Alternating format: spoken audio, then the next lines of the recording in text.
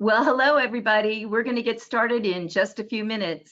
So hang tight with us for about 30 seconds, I think, instead of a few minutes. We have a few more people signing on. Fantastic.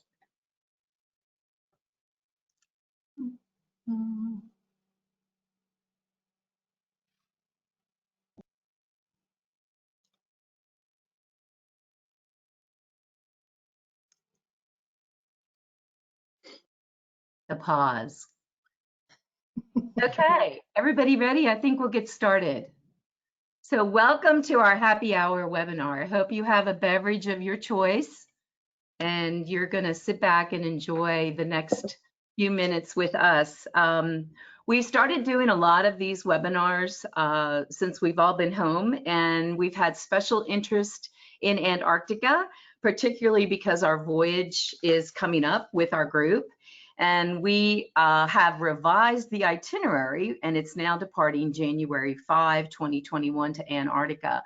And I'd just like to say, most of you know me. I'm Cindy Chambers with Beyond Group Travel, and it looks like we have a really great group this afternoon. Thank you for tuning in.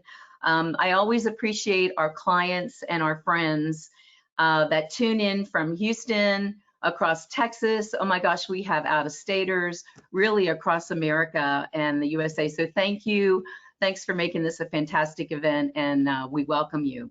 So as I mentioned, I'm Cindy Chambers, for those of you who don't know me, and I'll be your host for the next half hour. And together with Betsy Burks, you'll see the cute blonde, and Rachel Woodward, both from Silversea Cruises, are with us, and we're going to take you on a journey of the seventh continent. The gentleman who's joining us, Danielle Elterman, he's going to present himself later on, just a few minutes.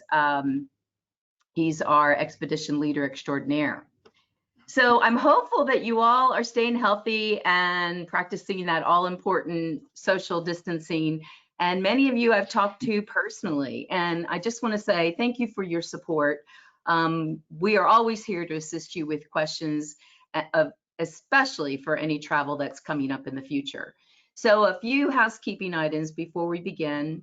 Everyone on this webinar is in listen-only mode. The webinar is being recorded. So if you'd like a copy of it, please email me at the end of the presentation and you'll see my contact information. If you don't know, Cindy@beyondgrouptravel.com. I draw your attention to a small window in the upper right-hand corner. It has an arrow facing left. If you click on that, it's a retractable window and you may enter questions into that window, and that we'll get to after this presentation.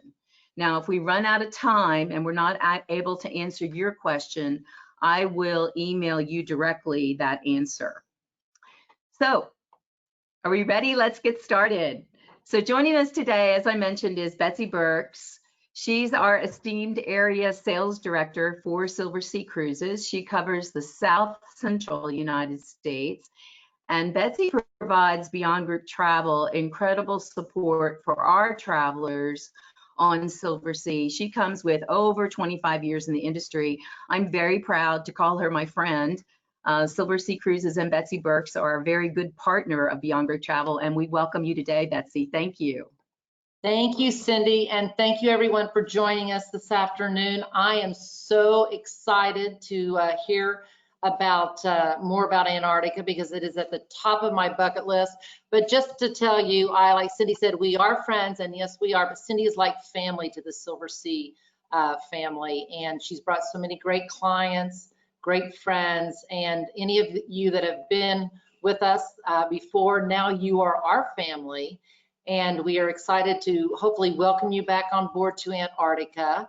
And if not, it's time to sign up so you can become a family member. But really excited about it. I appreciate everything that Cindy does. I know that she takes really good care of her clients because I have been one in the past. So, but don't tell anyone. So back to you, Cindy. Thank you. Thank you, Betsy. And on the line also is Rachel Woodward, who supports Beyond Group Travel in the area of just expedition. So Silversea has their classic program and their expedition. And this particular journey that we're doing in January is an expedition cruise. Rachel is the glue in expedition that supports us for Silversea. So welcome and many thanks, Rachel. We'll be hearing from you a little bit later on. Wonderful. So say hi, Rachel. Hello. Wonderful. Thank you. Okay, Guys. and finally our featured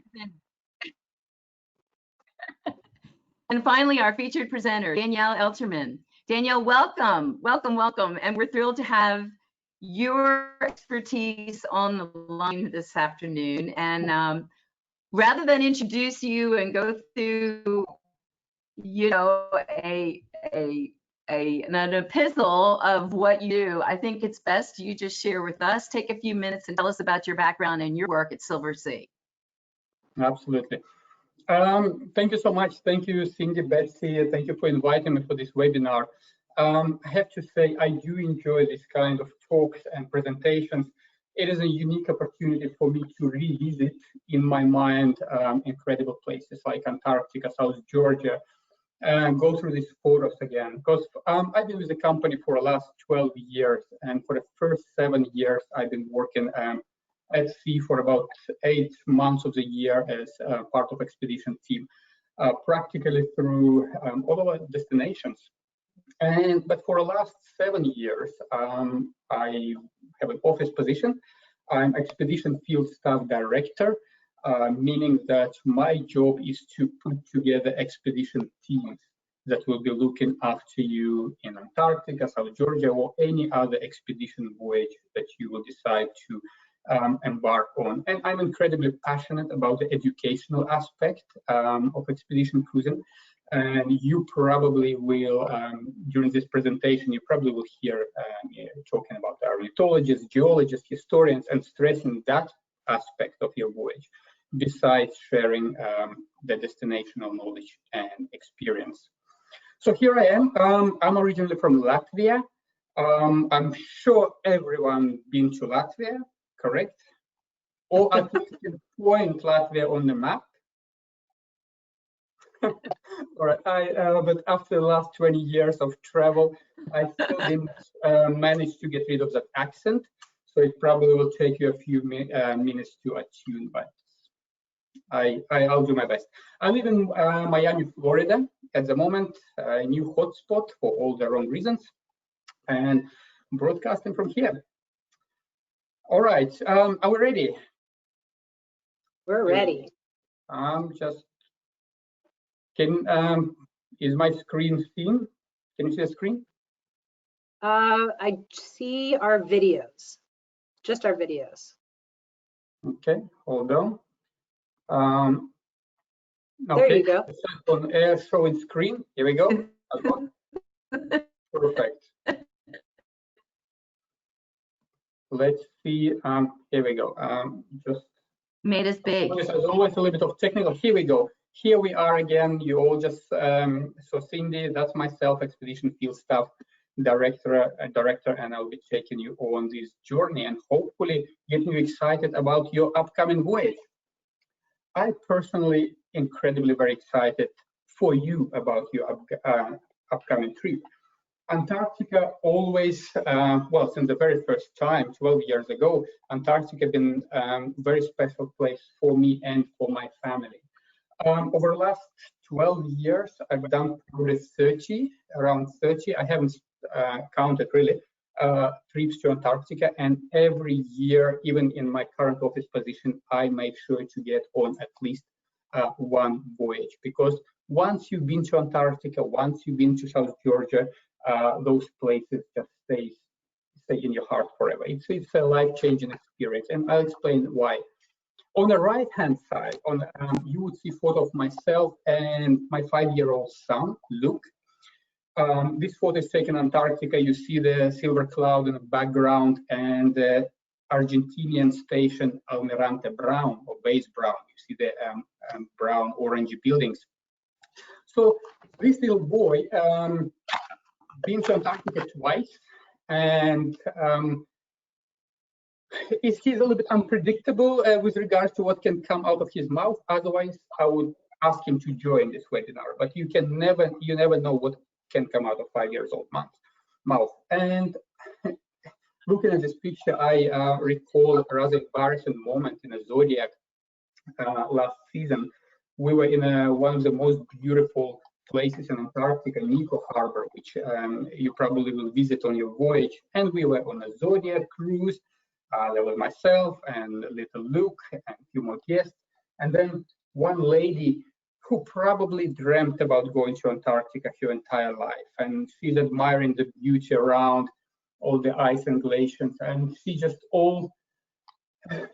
inspired. She almost in tears says, "Oh my God, I cannot believe I'm here. Cannot believe I'm in Antarctica." And here's 5 years old without missing a beat saying, "Well, this is my second time already." So I was a little bit embarrassed and about the fact, but he's in very privileged position to join me on travels now and again. So talking about itineraries, and I mentioned that you probably will also visit the place called Base Brown on your itinerary. It's one of the most frequent stops, one of the most beautiful stops. And talking about the itineraries, this is the itinerary of your voyage. To the best of my understanding, from Ushuaia you go to South Georgia, and then you go to Antarctic Peninsula. What I learned from Cindy literally a few days ago, that, and if I'm not mistaken, this was not your original itinerary, that you were booked on itinerary, at least many of you were booked on the itinerary that does not include to South Georgia, and then were rebooked on this current voyage that is departing on 5th of January, and it suddenly includes South Georgia. Well, let me tell you, this is the best bonus that you could have hoped for. I met so many guests traveling with us to Antarctica that go doing peninsula only, who on that voyage would learn from our expedition staff, from crew on board, about a place called South Georgia, which is just around the corner, who would see the pictures from South Georgia in some of the presentations, and would book another voyage that now includes South Georgia just to come and see this magnificent place. And as we go through the presentation, you will see exactly why South Georgia is such an amazing addition. If you ask me at any time, any place, what is my most favorite place on our planet, or the place that impressed me most, you probably expect me to say Antarctica. I will tell you South Georgia, and that's what I would say to anyone at any time, because, and we'll get back to South Georgia just now, but this is truly an amazing adjustment to your original booking, to your original itinerary, and your voyage will just suddenly gain yet another dimension. So anyway, why Antarctica is so special? Why I'm able to talk about Antarctica with a passion, with an enthusiasm, and I crave going there every single year. For me, Antarctica is an ultimate escape from the modern world, from full of cars, factories, and pollution, noise. It's an escape to absolute wilderness, escape to the continent the size of United States and Mexico combined, which is left behind by humankind and left alone to nature, to animals, to birds, to weather, because no one lives in Antarctica. There is no permanent habitation. There is no human settlements. There are research stations that we are likely to visit, but no one lives on the entire continent. And the continent is so clean, so pristine, that it takes your breath away. The scale, one of the most amazing things about Antarctica is the scale. The height of those mountains, the size of those absolutely magnificent glaciers that are gently flowing down the valleys and into the ocean, the size of the iceberg. We in our modern world are so take for granted our role on this planet. We constantly see ourselves top of the food chain, king of the world. We think that everything is about us and we dominate. Yeah, until you get to Antarctica, until you sit in that tiny boat next to absolutely enormous glaciers that carries millions tons of and billions tons of ice. Until the only noise you hear is the calls of penguins and a gentle sound of wind or a cracking of the ice. And when you, I'm looking at the photos that you are looking at the moment as well. It's just going to Antarctica, for me, it puts you back in place and show you your true place on the planet and how small and insignificant we as a humans really are compared to the forces and majesty of the nature. So for me, it's a humbling experience. We, in our day world, we, in our positions, in our busy lives, in our access to practically everything, we're not used to being humble. So Antarctica makes you a little bit more humble person. So poetic as it sounds, let's move on. Let's start from the beginning of your journey. You will embark the vessel in Ushuaia, absolutely beautiful little port, full of charm, camaraderie, and excitement, because most of the ships that travel to Antarctica depart from Ushuaia. So there is always a sense of anticipation. And then you have 3 days in South Atlantic Ocean. I put Drake Passage and South Atlantic in one slide, because although on a straight after departure, you will not be crossing Drake Passage, but you will be sailing along Drake Passage, but through South Atlantic, but you will be crossing Drake Passage twice on your way to Peninsula and then back to Ushuaia. Now, a lot of people intimidated about Drake Passage. There is a lot of stories. Drake Passage has a certain reputation. We say Drake Passage can be Drake Lake or Drake Lake. Which one it will be on your journey? It's very hard to say. It's literally unpredictable at this stage. It will be predictable probably a day or 2 before, but not much earlier. Regardless, it will be part of your experience. Over one thing that you need to remember about Drake Passage, if it intimidates you in any way, with the current weather monitoring equipment that we have on board, all the radar, all the apps and sites, we know exactly what is happening in the Southern Ocean and in Drake Passage. So captain would never, ever will take you in the middle of the storm. And there are cases where we may need to delay our departure from Ushuaia for half a day just to avoid the worst of the storm, or come back half a day earlier again to avoid the worst of the storm. But honestly, it's if it's a Drake Lake, it's fantastic. If it's a Drake Lake, yes, it will be a little bit uncomfortable, but that will be part of experience. In fact, I met guests that crossed Drake Passage to and back, and were very lucky to have Drake Lake. And arriving back to Ushuaia, they were saying that they were actually a little bit disappointed because it wasn't challenging and scary and intimidating enough as trip to Antarctica should be. Okay, so anyway, regardless, what to do in the Drake Passage and the time at sea on our way to South Georgia at the very beginning of your journey. First of all, there's so much life in Drake Passage.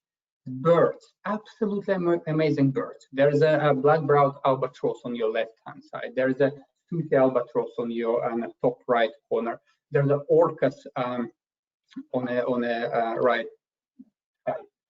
right-hand side, bottom corner. So there is just so many birds there. There are about 5 species of albatrosses that you will see, even more if you're lucky. Most common would be your black-browed albatross. If you wander in albatrosses, the largest bird on our planet with regards to wingspan. You will see petrels, whales. It's a good place to start encountering whales, especially if it's not too rough, because when it's too rough, it's a little bit difficult to spot. But anyway, your expedition team will be there out on deck practically the whole day, spotting birds, identifying birds, talking about them, spotting the marine life. Also, and talking about expedition staff, I mentioned earlier that I take particular pride in them because this is my job to form expedition teams. These are the people that true enthusiasts and true experts in everything nature related. On the Silver Cloud, on your voyage, you are looking at 28 expedition staff. That's a lot of people to look after you. And those include expedition leader, assistants, and then the whole range of lecturers and naturalists. You will have qualified marine biologists, geologists, historians, or ornithologists, glaciologists, general naturalists.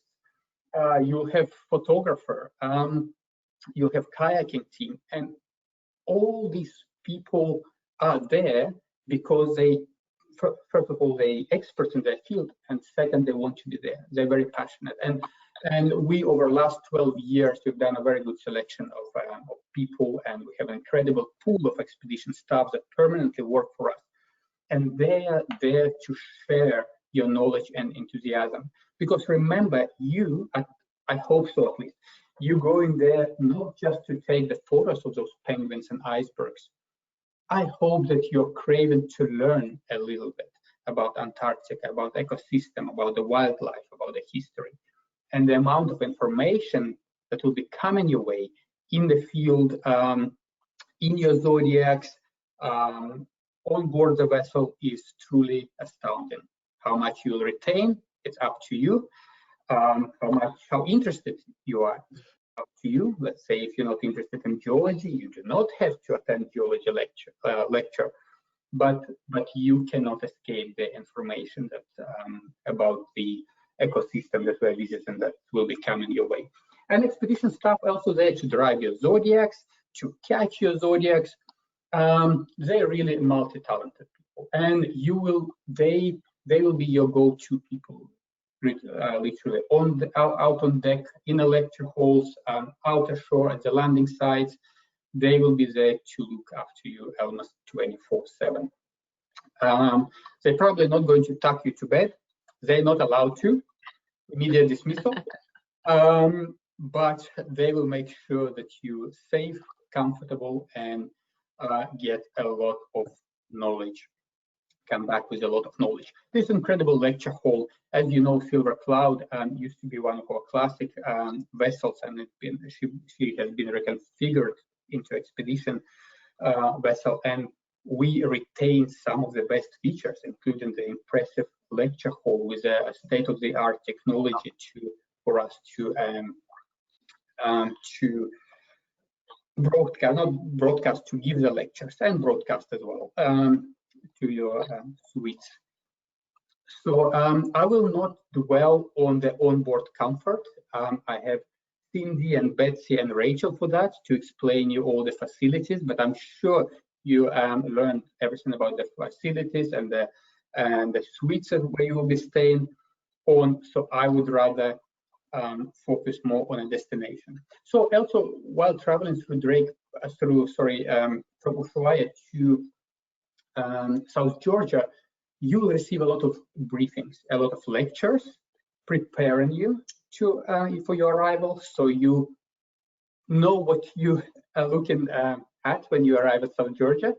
But also there will be quite a few briefings given to you about what you can and cannot do in South Georgia, what is expectations with regard to our visit and behavior. Remember, South Georgia and Antarctica are protected by an organization called IATO, which more than 50 countries signed the agreement to protect and preserve the continent in its pristinity for future generations, and therefore there are rules that not only us operators have to obey, but you as a guest as well, as a visitors. We need to make sure that we leave as little impact as possible in this incredible environment.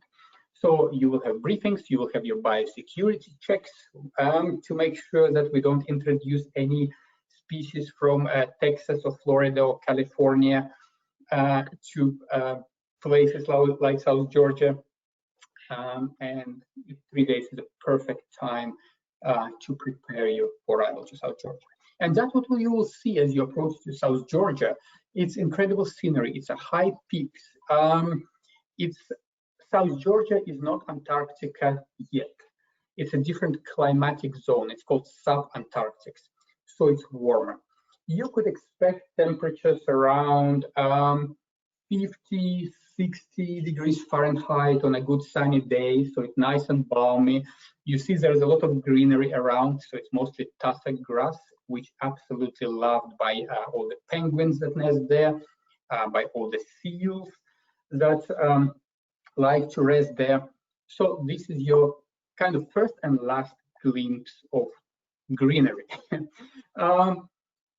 And this is where I'm getting to why this is the most incredible, fascinating, and mind-blowing place on our planet for me personally. Because it's a combination of so many factors of incredible scenery, of majestic mountains, of incredible glaciers, again, that you see also at the background here, flowing down the valleys. You add green valleys to bring up a bit more color. You have albatrosses soaring above you, and you have beaches that are absolutely packed with wildlife.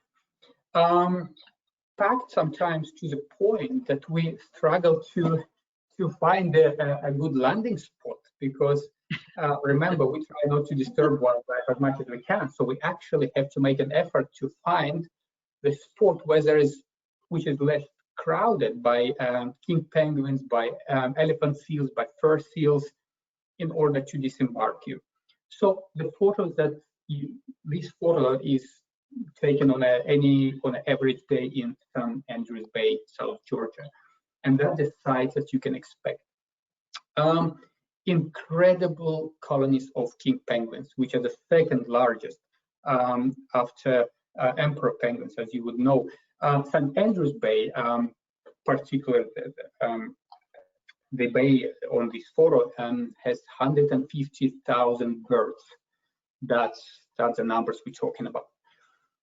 Besides penguins, you have tons of elephant seals. On this photo, you see two male southern elephant seals preparing for the fight or fighting already. So they create a harems on the beaches. So you will see males and females, and males tend to roar and try to attack each other, protecting their territory. So you will see the nature and wildlife in the wild and natural state. Remember, our goal at Silversea Expeditions and expedition cruising in general is to not to show you animals, but to show you animals in their natural habitat and in their natural behavior. One of the most amazing attractions about South Georgia is the fact that wildlife and bird life are not afraid of humans at all. And unfortunately, there you can count on one hand probably how many places like that are on our planet where you can arrive and the wildlife, bird life will not start scattering, trying to escape us humans. Unfortunately, we don't do well making friends with the wild animals. And South Georgia, because of isolation and because the island being practically untouched, the wildlife does not see us as a threat. So you're going to walk right by the penguins, right by the nesting albatross, right by fur seals, or close enough to elephant seals, and they will hardly pay any attention. They will hardly react to you. So you don't necessarily need to try and get the biggest lens to capture the wildlife. Not necessarily, because they right there, they on the beach, and they will not escape from you. In fact, looking at the picture, I remember one story that happened to on one of the beaches in South Georgia. We had a guest that I still remember 10 years down the line. His name was Andrew Simone from Chicago. I doubt that he's still alive. I hope he is. He was 95 10 years ago. And it's rather touching story because his beloved wife, whose dream was to visit South Georgia's Antarctica, she passed away shortly before that. And she was ill for many years, and she never got a chance to visit these amazing places.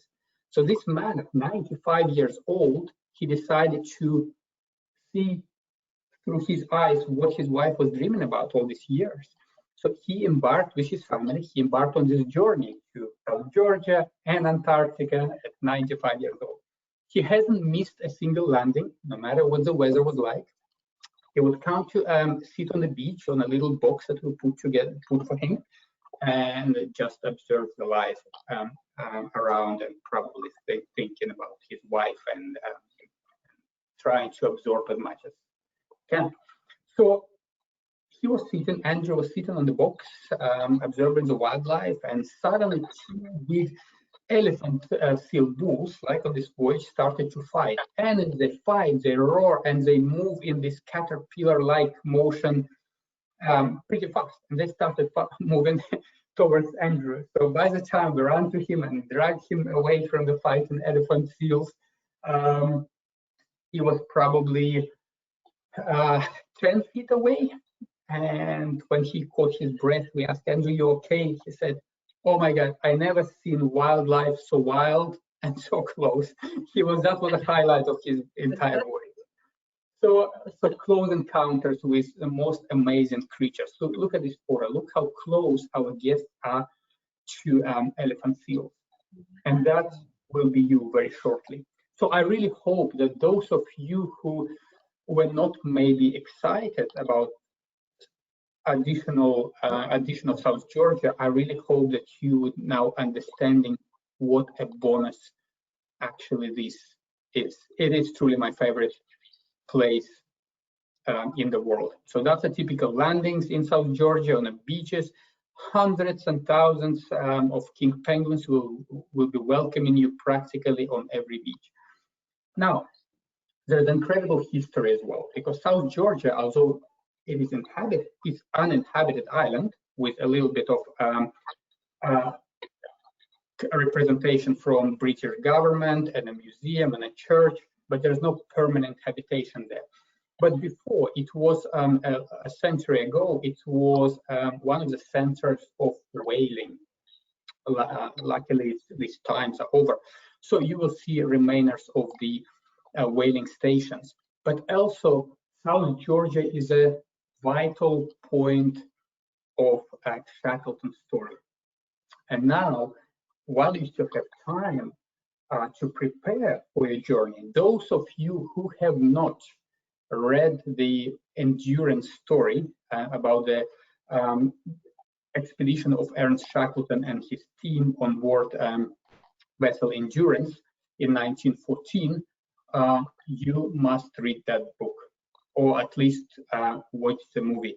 But you need to be familiar with this story, because a lot of places where we'll be visiting are so linked to Shackleton's story. In many ways, we'll be retracing his steps, and in South Georgia, and in Elephant Island, and down to Antarctic Peninsula. So please, I have a photo here of Endurance book by Alfred Lansing. The one I have on my desk is by Caroline and Alexander. Either way, please do read the most incredible survival story of probably era of exploration. And Shackleton, he is buried also in South Georgia, a place called Grytviken. That's where you'll find the church and a souvenir shop, and that's where you will be stamped in to British territory. And that's where we visit Shackleton's grave, and it is a tradition for us to raise a glass and to have a toast for Shackleton, the very famous explorer. So please make sure you do know the Endurance story before you embark on this voyage. Now, we leave the incredible South Georgia, and we arrive at Elephant Island. Again, Elephant Island is part of the Shackleton story, and probably that would be the really a highlight, because on this tiny island, absolutely inhospitable island, I don't know if you'll be able to see my cursor here, on this little spit of land that I'm circling now, 22 men from Shackleton's expedition survived for 127 days under the overturned boat. 127 days survival in this absolutely utter cold wilderness with only this bit of land available to you, because the rest is mountains and glaciers. Incredible story. So Elephant Island is a very rocky, tiny island. It's named Elephant because it's shaped as an elephant head. That's one of the versions. If you look at this photo here, you can see the trunk. The other version is because the first explorers found elephant islands there. That's why, elephant seals there. That's why they named the island Elephant Island. Either or, incredibly inhospitable place. What you can expect there is a Zodiac cruise. Landing is practically impossible. It's I know in the photos it looks flat calm. It's practically never flat calm in this very remote place. You can expect Zodiac cruise. You will see statue to Piloto Pardo, the captain of the vessel Yelcho, which 127 days later came to rescue this man on the island. And of course, you will hear a lot of stories from our historian. But also, while you're on a Zodiac cruise, you will see penguins, you will see leopard seals. If you're lucky, you will see some whales. There are some beautiful glaciers there to admire. So Elephant Island is your first stop in Antarctica, because Elephant Island is already Antarctica. Somewhere between South Georgia and Elephant Island, you will cross convergence zone, when within literally a few miles, the temperature will suddenly drop, and the sea will get colder and the air will get colder, and you will enter Antarctic climatic zone. So Elephant Island is your first stop in Antarctica. And then you down to Peninsula, and that's where we can as well return to the very beginning of this presentation, because what is there in the peninsula? It's, as I mentioned before, it's the most majestic scenery. It's incredible mountains and glaciers. It is, in fact, and at your departure on 5th of January, it is the best time to go to Antarctica, month of January. I don't know if you knew that or not, because this is January is a peak of Antarctic summer. That were the higher chances of the beautiful, warm, sunny days. That's when all the wildlife is already there. That's when penguin chicks have already hatched. So this is the most comfortable time to visit Antarctic Peninsula. So well done when choosing time for your departure. Many of us think of Antarctica and we think about ice and glaciers, but Antarctica is one of the most amazing places for whale watching. In fact, over 30 or so trips, I haven't been on a trip when we didn't see whales. Because remember what happens with whales, they give birth to their calves in the tropical waters, and then they start heading to Antarctica towards November, December, to feed with their youngs on krill, because cold Antarctic waters are incredibly rich with krill, which is a main food source for whales. So the waters around Antarctic Peninsula and even South Georgia are absolutely abundant with whales. So the encounters, like on this photo, are not seldom occurrence at all. We cannot guarantee that you will have whales swimming right under your Zodiac on your departure on every voyage, but it happens quite often. And this is one of my fondest memories of visiting Antarctica, is the close encounters with whales. And you mostly will see humpback whales, which are the most cooperative and playful. And you will see fin whales, which are the fastest ones. You will see probably some sei whales. So whales will be there. And considering the length of the voyage, the amount of time at sea, we don't like saying the words guarantee, but I do guarantee you will have some very good sightings of whales.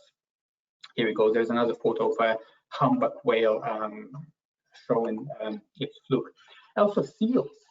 Remember, it's not only whales and penguins. There are seals. You will see crab-eater seals, like on this photo. They're most numerous there. They usually travel in groups. So if you see one, you usually see more of them. And just like in South Georgia, they are not afraid of humans, visitors. They don't really react. They will be lying on that ice floor and resting and going around about their businesses, feeding, hardly paying any attention to us. So the photo, I believe this photo was also taken from on a silver cloud on last season. So these are the encounters with seals that you can expect as well. Nice close encounters. And of course, our marine biologist will explain you everything about the species, about their migration, about their feeding, as much as you would like to learn. Besides crab-eater seals, you will see weddell seals. Those are the lazy one lying on the shore. My favorite are leopard seals. Those are pure predators. And keep an eye on those. They love patrolling penguin colonies, waiting for penguins to go in and out, and they just grab them. In fact, if you read stories of early explorers, practically all of them had a near escape from leopard seal jaws, one way or the other. These are true predators. They grab penguins, they grab other smaller seals, so keep an eye on those. And one of the sights that you hopefully will witness, gruesome as it will sound, is leopard seal catching a penguin, because the penguins are on their menu. What they do when they grab the penguin, they don't just eat it under the water or swallow under the water, and that would be boring, right? We need a show. So what they do, they grab the penguin, they stick the head with the penguin out of the water, and they thrash that poor penguin until it's literally opened up and turned inside out, and only then they eat. I know it's a gruesome picture that I just painted, but this is the wildlife in their natural habitat, in their natural behavior.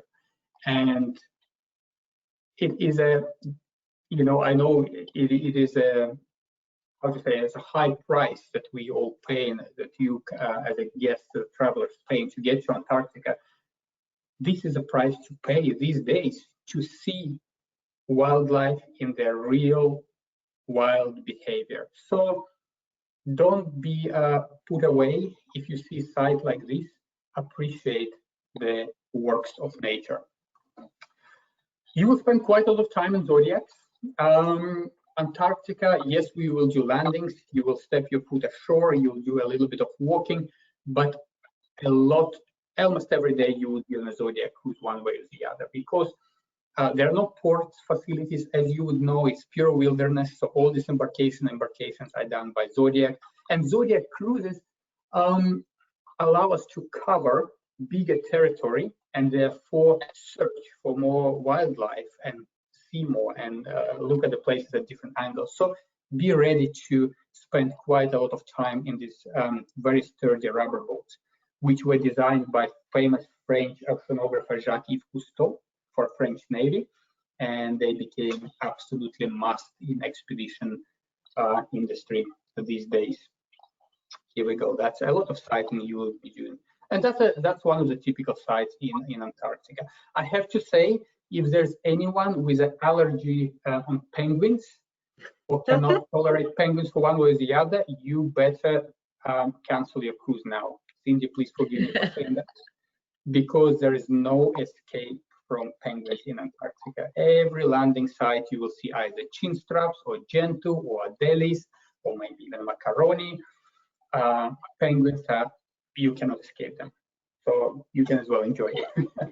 Especially penguin chicks will be still very small and cute and cuddly and fluffy beginning of January. Best time for those. Now, of course, you traveled so far. We want to let you step on the continent, right? You cannot just be on the vessel or in the rubber boat. So we will make sure that we will disembark you on a continent and on the islands around the continent, and we'll take you for a walk and let you explore around. Of course, it's a guided walk. Antarctica does not allow long hikes, multi-mile hikes, mostly because of terrain. It's all mountains and glaciers, so terrain doesn't allow. Also because of the ability of or chances of weather to turn quickly, we also would not allow you to wander off unseen on your own, especially anywhere far, because we need to make sure that we get everyone back on board should the weather change. But with regard to walking, yes, you will get your parkas, and I'm sure you have all your packing list, what to pack for Antarctica. I'm not going through go through that, but what I would like to stress is that don't be intimidated by the images like this, where you see guests, or this where you see guests walking up or down the hill. Unfortunately, there is a very little flat terrain in Antarctica. Mostly that's what we use for the landing sites.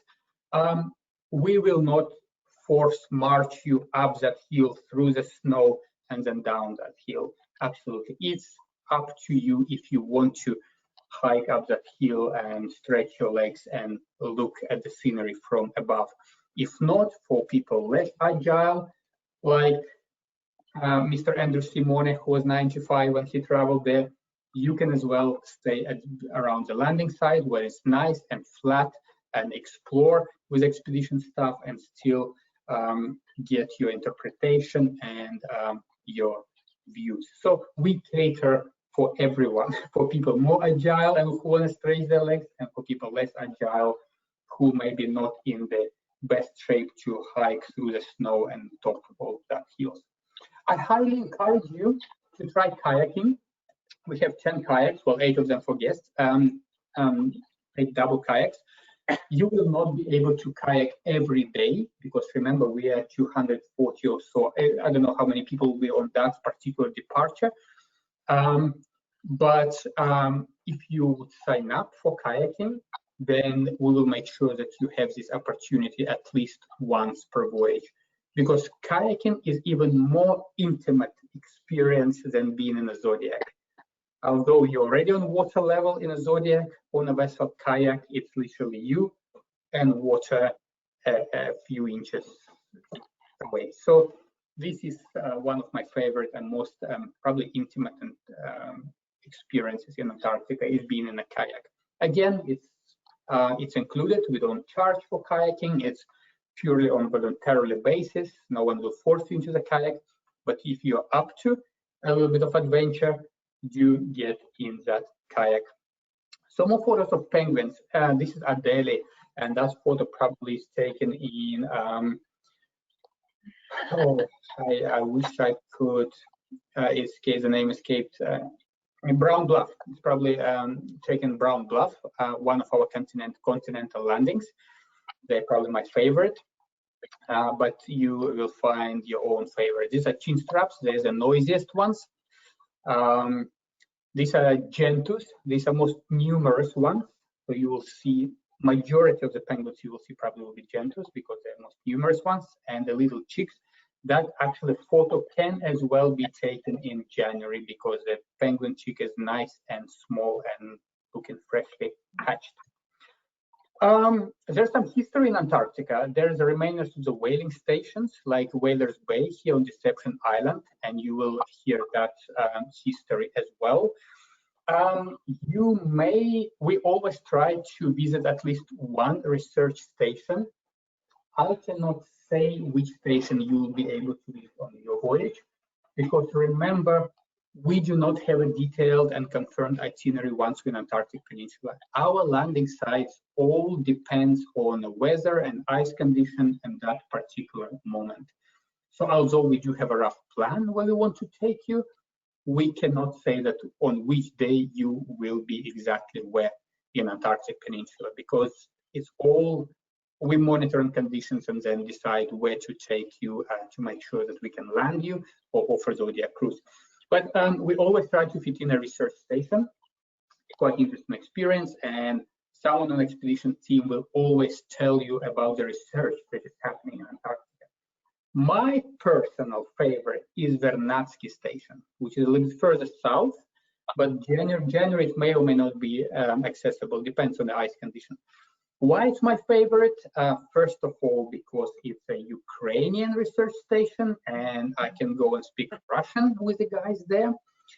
And there's a coziest station and warmest station because the guys, Ukrainian guys, live there year round.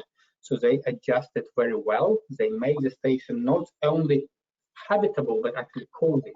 They have the most amazing bar.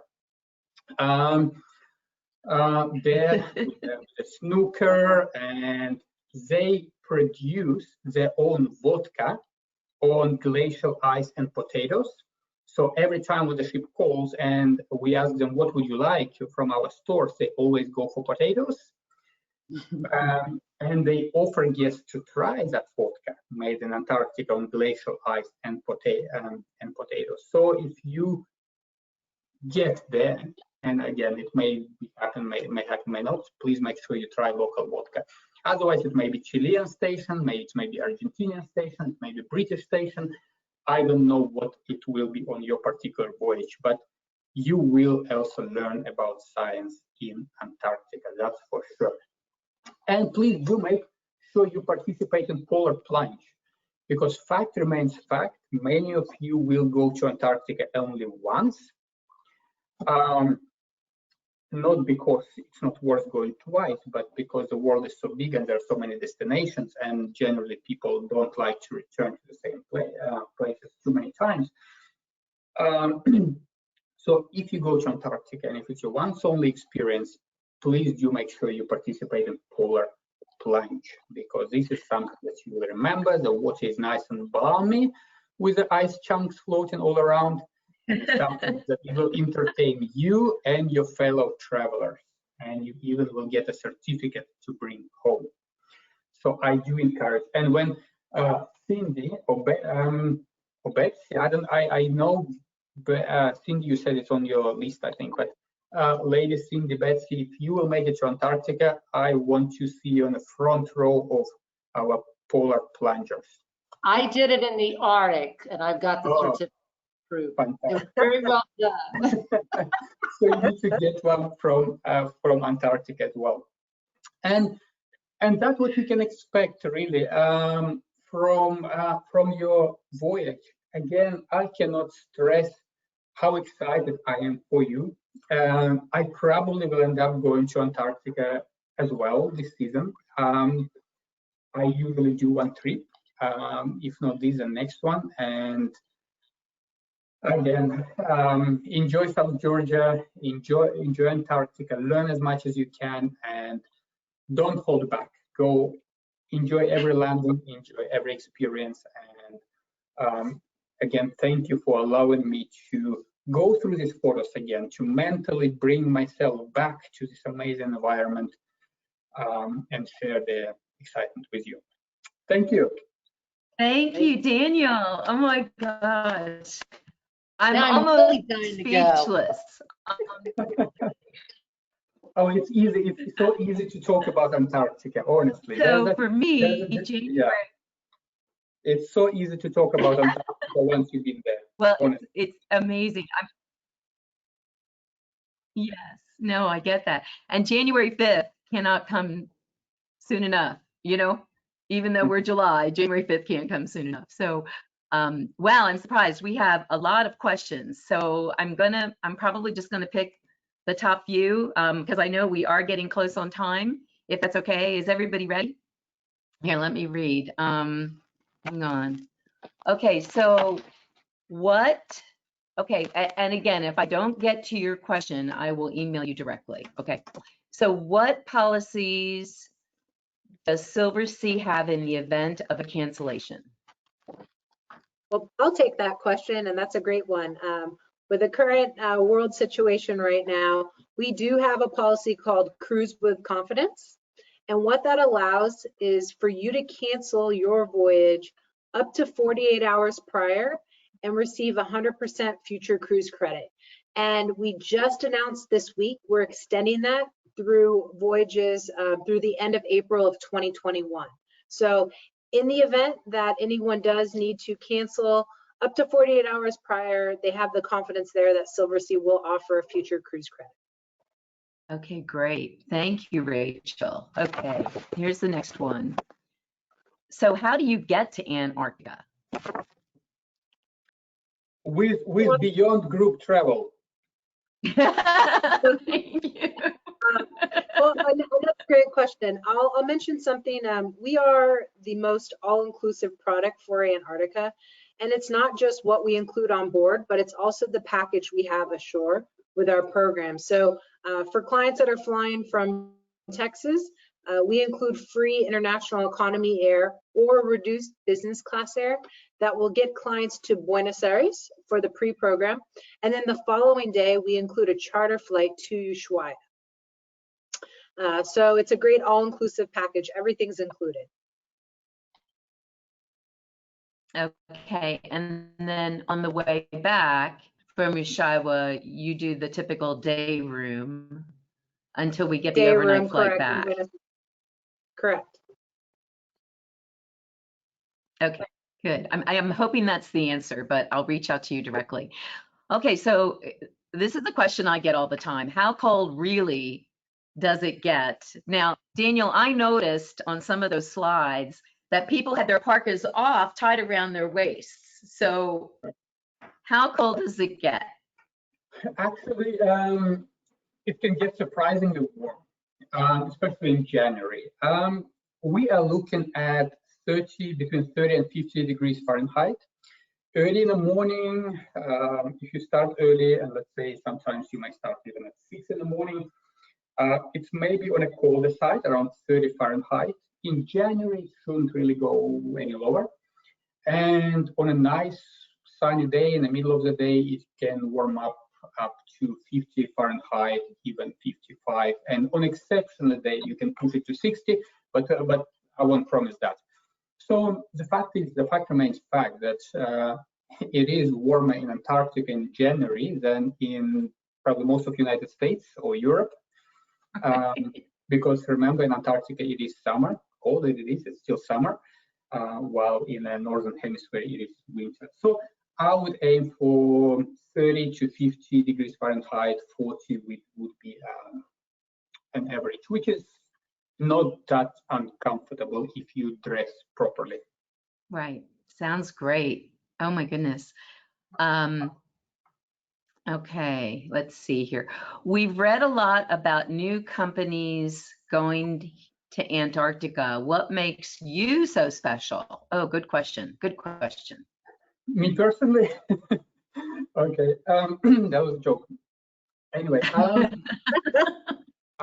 we of course in Silversea Cruises, Silversea Expeditions, we are fully aware about so many new operators coming, so many vessels. If I had to answer this question from the top of my head, the first thing comes to my mind is our experience in the region. Remember, we started with Silversea Expeditions in 2008, so that gives us already 12 Antarctic seasons. Every season we learn, every season we improve, every season we get better. We have 12 seasons behind our belt. Over the last 12 years, we made an incredible relationship with expedition staff, to all the lecturers and naturalists and expedition leaders that I was talking about. And we have a loyal core group of expedition staff that have been with us for a decade, who are not only excellent at their job, but they also know the peculiarities of the continent, of the landing sites, of the safety aspect. So from the top of my head, and of course there is a luxury aspect and butlers and ratio guests to crew and guests to staff, I probably won't have all the details from the top of my head, but if I had to single one out, is our experience. 12 seasons behind our belt and counting. Well, and I know one of the things that Betsy and I always talk about is, expedition cruising is more than just throwing a Zodiac over the bow and people hopping in it and then you go out, because it's really about the expedition leader that is the game changer, and that's why we're partners. I mean, I want you to know that sincerely from my heart. Okay, so I know we're just getting past 6 o'clock, so let me just take one more question. And again, I'll get back to you. Okay, I am interested in photography. Does Silversea have a program on board the Cloud? Yes, excellent question. On board Silver Cloud, you will have two people that are very relevant to photography. First, we have a filmmaker who will be who you will see every day on land with you in a Zodiac, who will be capturing your experience and putting together a movie. And then we have a photography studio. It's a separate room with desks, with desktops, where with a studio photography manager, whose job is to give a group classes and a private classes with regard to your photo editing, with regard to photo selection, with regard to, usually he or she do also talks with regards to tips and tricks of photography, which lenses to use, which angles to use, how to capture best landscapes and wildlife and motion. And photography studio always open for you to walk in for advice, for a camera support, for a class. You can even print out your images on board. I know also for the studio manager arranges photography exchange of photographs. So if you want to exchange your shots with your fellow travelers or get someone else, that also can be arranged in a photography studio. So yes, definitely photography is, we give a lot of focus to photography. That's why we have and filmmaker and photo studio manager on board, and even specifically designed photo studio for team photographers. Fantastic. Okay, well, I just want to thank everyone so much. Rachel, Danielle, oh my goodness, Betsy, I really appreciate it. I just want our guests to know that we still have just a few staterooms left on January 5th on the Cloud. And as you can see below, beyondgrouptravel.com, you'll see, if you want the link specifically, or you can go on to Beyond Group Travel and look under groups and you'll see the Antarctica sailing up there. If this destination has ever crossed your mind, the time to go is now. This is the perfect itinerary. I mean, it couldn't be more perfect, especially with South Georgia. And if you're still with me on this webinar, send me a short email. Tell me what you liked most about the webinar, and then suggestions on where we can improve, because that's always one of our requests from when we're doing one of these webinars. So, and I'll drop a fun gift in the mail to you. So cheers for a delightful, informative, educational, passionate happy hour. And I would love to have you and your friends join us in January, and have a great rest of the 2020. Thank you very much to my Silversea family. I love you. Thank you. Thank you, Danielle. Send me some photos. Thank you, Rachel. Thank you, Danielle. Bye-bye. Thank you, guys. Enjoy your evening. Be safe. Stay well. Bye. Bye-bye. Thank you, y'all.